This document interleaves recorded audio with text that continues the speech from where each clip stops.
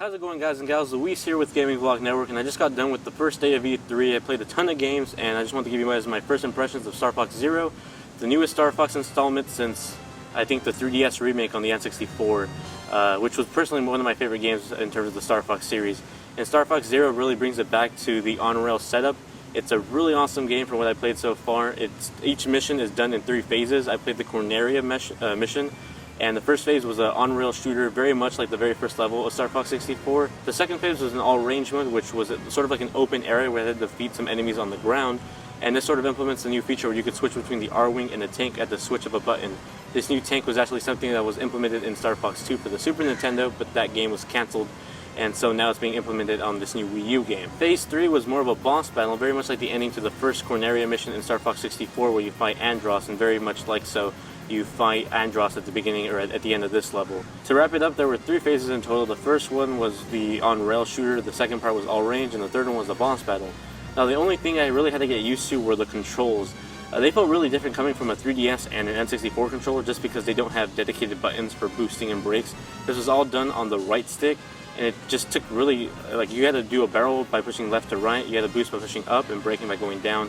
And it was just something you really had to get used to. And even more than that was the fact that when you aim now, you don't aim with the right stick or anything, you aim with the gyroscope, which coming from Splatoon didn't feel too odd, but it didn't feel naturally in terms of a Star Fox game. I had to keep resetting the aim to get back to the middle of the stage. And for me personally, I was hoping I could play the entire game on the TV. During most sequences, the game actually makes you switch over to the gamepad. For example, during the all-range mode, it kind of just locked me out of the TV. It showed a view of the TV, of the gameplay, but I didn't have my aim on the TV, and I had to strictly use the gamepad. And the gamepad itself features a first-person point of view, cockpit view of what your ship looks like. And it does feel great, but for me personally, I want to play a Star Fox game where I can see everything around me, including my R-Wing and my ship.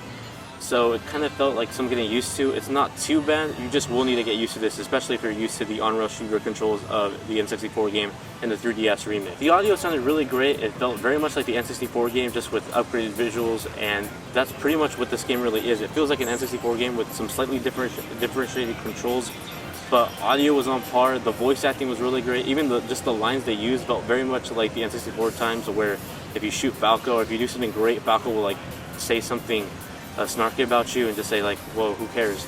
It was a really awesome game, and I really enjoyed my time with it. It's coming out later this year, and look forward to more coverage of it, and for sure a review. Thank you all very much for watching, and expect more coverage here from E3.